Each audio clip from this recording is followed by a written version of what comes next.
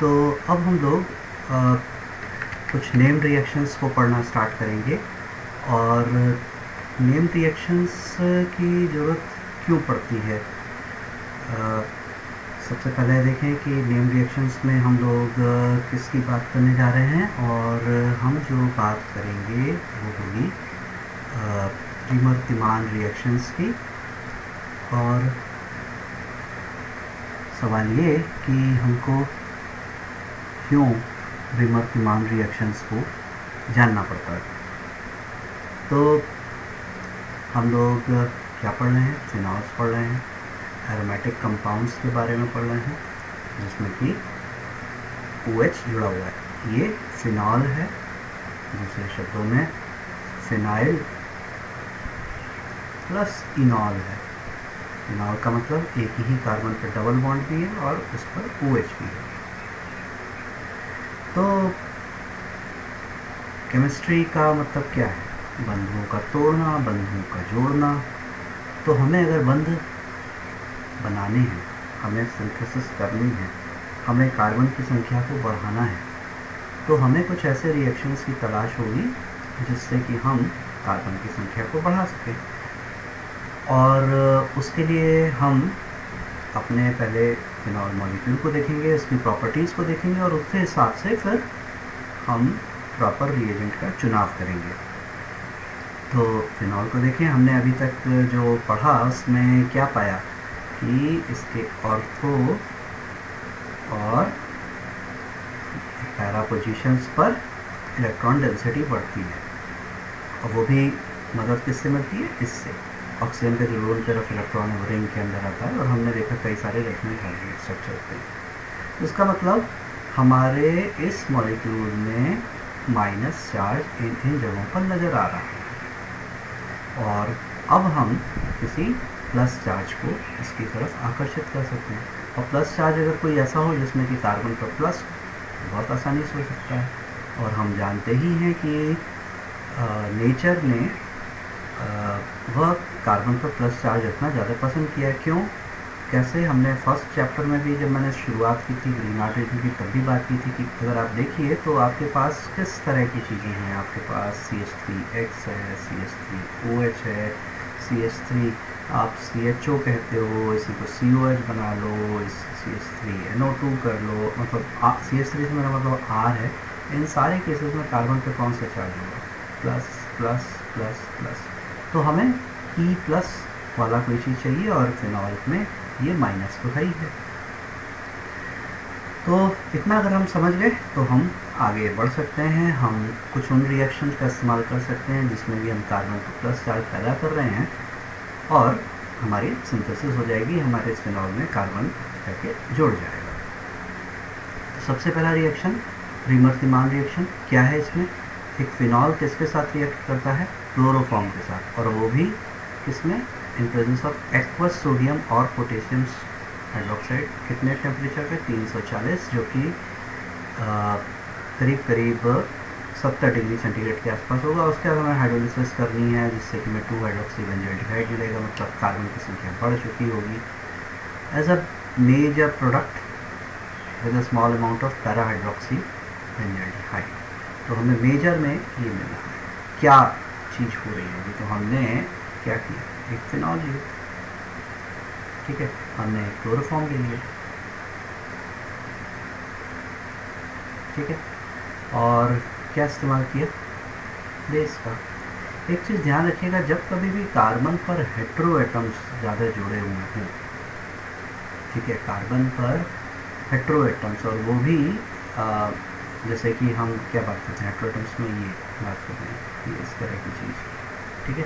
तो इसकी ये प्राथमिकता रहेगी, ये कोशिश रहेगी कि इन हेट्रो एटम्स को हटा सके और उनकी जगह अगर कार्बन ला सके तो ज़्यादा सही है, या कुछ ना कुछ वो, या हाइड्रोजन ला सके।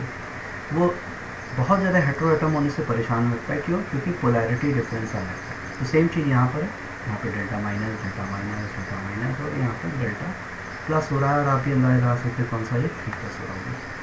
मतलब साफ है कि ये जो HCl3 है, इसमें क्या हो जाएगा, ये Cl3, तो पहले स्टेप में क्या हो जाएगा, ये बेस जो है आके इस प्रोटॉन को लेके जाना चाहेगा। क्यों लेके जाना चाहेगा, जैसा मैंने कहा कि कार्बन पर क्या है, 3 Cl है, तो वो इलेक्ट्रॉन खींच रहे हैं कार्बन से, तो कार्बन उस प्रोसेस में CH बॉन्ड उसका कमज़ोर हो रहा होगा और वो खुद इस फॉर्म में, मतलब C- और Cl, या इसको मैं चाहता तो माइनस के तौर पर लिख लेता हूँ, ये इस फॉर्म में हो जाएगा। लेकिन मैंने क्या कहा कि ये जो Cl हैं, बल्कियर ग्रुप हैं, इन सबके पास लोन पेयर ऑफ इलेक्ट्रॉन है, ठीक है, और अब इसके पास खुद है, तो ये किसकी याद दिला रहा है, ये अमोनिया की याद दिला रहा है, पिरामिडल स्ट्रक्चर, ये उस फॉर्म को ऑक्युपाई, मतलब उस फॉर्म में आ जाएगा, ये पिरामिडल स्ट्रक्चर, ठीक है। और अब क्योंकि ये बल्कियर ग्रुप्स हैं, ठीक है, तो ये इनमें से एक Cl जो है वह Cl- के तौर पर निकल जाएगा। जब Cl- के तौर पर निकल गया तो क्या चीज़ हो जाएगी, अब C, और ये लोन पेयर ऑफ इलेक्ट्रॉन रहा ही रहा, और अब ये अभी पिरामिडल था, अब ये प्लेनर बन गया। अभी तक ये क्या था, sp3 था, और अब ये sp2 के फॉर्म में आ जाएगा, ठीक है, और ये हो गया प्लेनर, ठीक है। परंतु ऐसा होने के बाद कार्बन पर इलेक्ट्रॉन्स की संख्या अब कितनी रह गई, 6 इलेक्ट्रॉन्स की, मतलब ये अब इलेक्ट्रॉन डेफिशिएंट स्पीसीज हो जा रहा है। इसी चीज़ को यहाँ पर दिखाया गया है कि क्या हुआ, फर्स्ट स्टेप में ये चला गया और ये चीज़ आई, और धीरे से फिर ये Cl- भी निकल गया, और अब मेरे पास डाइक्लोरो कार्बीन फॉर्मेशन हो रहा है। तो अब ये कार्बन फॉर्मेशन हो गया, ठीक है। तो लेकिन ये क्या है, ये तो 6 इलेक्ट्रॉन सिस्टम है, इसके पास इलेक्ट्रॉन की कमी, दूसरे शब्दों में ये E+ हो गया, और हमें पता है इन पोजीशंस पर इलेक्ट्रॉन डेंसिटी ज़्यादा होगी। तो अब क्या होगा, ये O- हम फिनॉल हमने यूज़ किया, लेकिन हम बेसिक मीडियम में यूज़ कर रहे हैं, तो ये क्या फिनॉक्साइड में कन्वर्ट हो जाएगा। ये अब क्या हो गया, इस कार्बन पर अटैक किया क्योंकि इसके पास इलेक्ट्रॉन की कमी है, और अब ये क्या हो गया, ये CCl2, और ये लोन पेयर ऑफ इलेक्ट्रॉन अभी भी है, जिसको कि हमने माइनस के तौर पर दिखा दिया है। जब हमने ऐसा किया तो इस सिस्टम की एरोमेटिसिटी जो है वो डिस्टर्ब हो रही है, और ये अपनी एरोमेटिसिटी को वापस पाने के लिए ये H जो है H+ के तौर पर निकलेगा, H+ के, और यहाँ पर क्या आ जाएगा, लोन पेयर ऑफ इलेक्ट्रॉन, और जो फिर इसमें डबल बॉन्ड बना के इस कीटो को इनॉल फॉर्म में कन्वर्ट कर देगा, ठीक है, O- फिनॉक्साइड, और फिर ये क्योंकि माइनस है अभी भी, H+ को ले सकता है, और H+ आया ये, तो ये किस फॉर्म में कन्वर्ट हो गया, CHCl, अभी भी बेसिक मीडियम चल रहा है OH-, और मैंने क्या कहा कि कार्बन पर जो हेटेरोएटम की संख्या जुड़ी होगी ज़्यादा, और वो भी ऐसी जो उसमें की इलेक्ट्रोनेगेटिविटी ज़्यादा हो, जैसे कि Cl में, तो ये आसानी से, और दूसरा Cl जो है अच्छा गुड लिविंग ग्रुप है, अच्छे लिविंग ग्रुप है, तो OH- क्या करेगा, यहाँ अटैक किया, इसको निकाल दिया, उस प्रोसेस में क्या हो जाएगा, ये 2 OH यहाँ पर आ जाएंगे, ये O- और ये CH, OH और OH, और हम सभी जानते हैं जब 2 OH एक कार्बन पर जुड़े होते हैं तो वाटर निकल जाता है, उसकी जगह डबल बॉन्ड हुआ जाता है, और इस तरह से मेरे पास सैलिसाइल्डिहाइड का फॉर्मेशन हो गया। और क्या इन्होंने कहा, इफ इंस्टेड ऑफ क्लोरोफॉर्म अगर कार्बन टेट्राक्लोराइड को यूज़ किया गया होता, तो हमने क्या देखा था अभी कि हमारे पास जब हम CH-Cl3 यूज़ किए तो CHO आ गया, ठीक है। तो क्या एक ऐसी स्थिति आई थी जिसमें ये CCl जो है रिप्लेस हो गए थे किससे, COH से, OH से, और फिर हमने C डबल बॉन्ड हो गए, ठीक है। अगर हम कार्बन टेट्राक्लोराइड यूज़ करें तो एक Cl और रहा होगा, तो इसका मतलब ये एक OH और हो गया होगा, इसका मतलब ये हो गया, तो अब मुझे एसिड मिल जाएगा।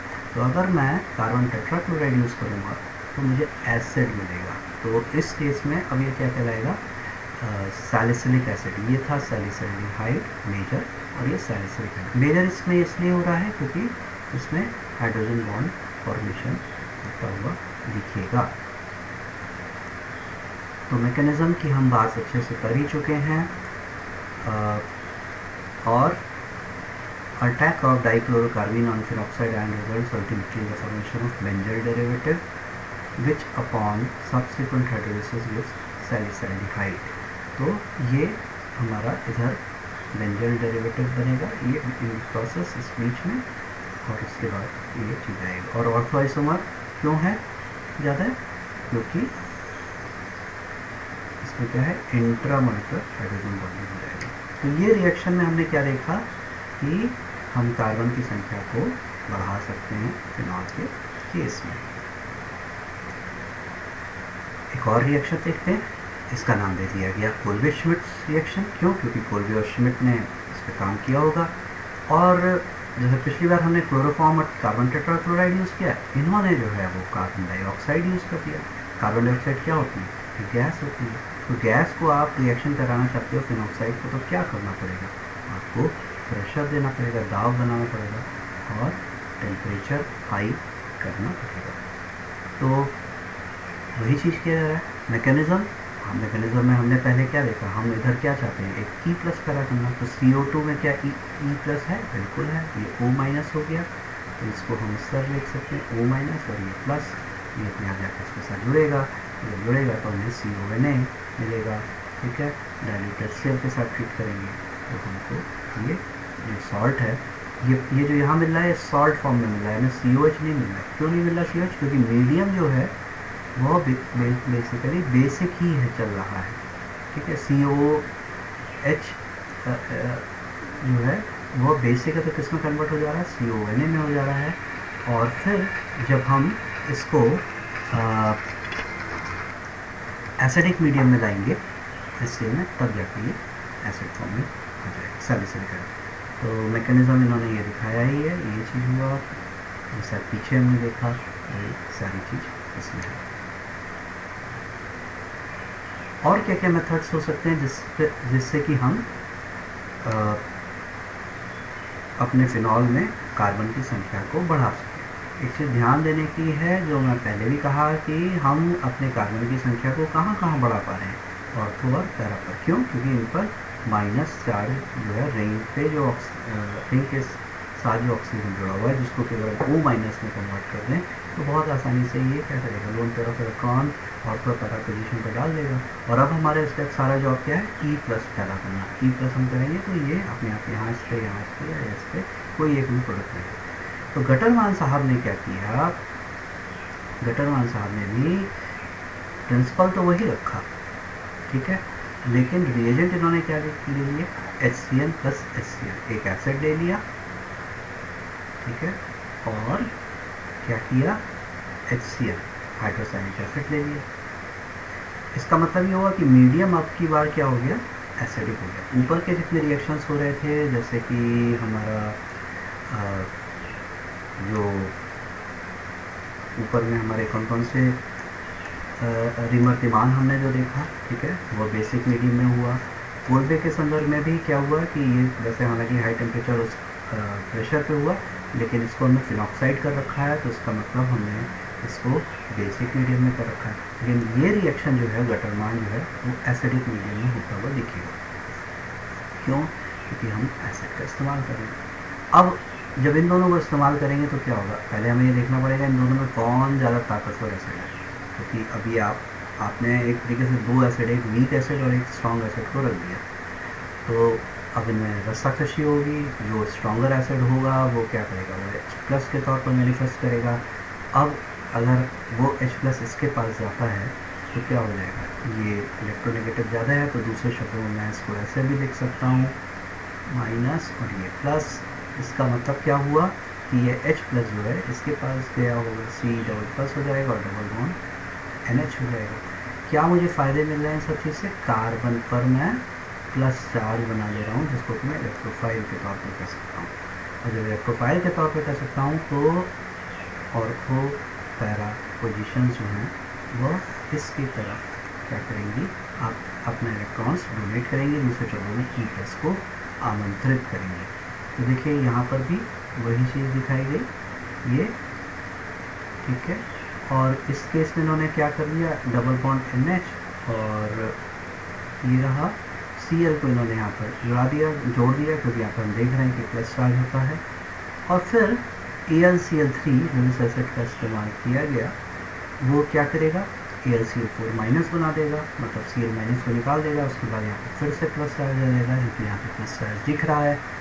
जब प्लस चार्ज दिख रहा है कार्बन पर, तो ये अपना रिजल्टिंग हाइब्रिड स्ट्रक्चर इस फॉर्म में दिखाता रहेगा। लेकिन हमारा पर्पस सॉल्व हो गया, हमें कार्बन पर प्लस चार्ज चाहिए था। वही चीज़ हम दिखा रहे हैं, OH किया और माइनस HCl,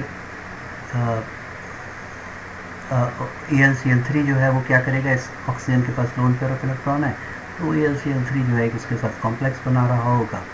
और फ़ायदा क्यों ऐसा हम यूज़ करना चाह रहे हैं, क्योंकि हम चाह रहे हैं कि ये जो इसके पास जो इलेक्ट्रॉन्स हैं वो रिंग में आ सकें। ये आ रहा है और तो अब क्योंकि AlCl3 आ गया यहाँ पर, तो ऑर्थो पोजीशन जो है वो ब्लॉक हो रही है, ऑर्थो पोजीशन काफ़ी हद तक ब्लॉक हो जा रही है, तो स्टेरिक हिंड्रेंस हो रहा है। तो इसलिए ये जो पोर्शन है, ये वाला जो हमारा पोर्शन है C1, ये अब पैरासाइट्स की तरफ आना पसंद करेगा। दूसरे शब्दों में यहाँ का जो लोन पेयर ऑफ इलेक्ट्रॉन इसको लेगा।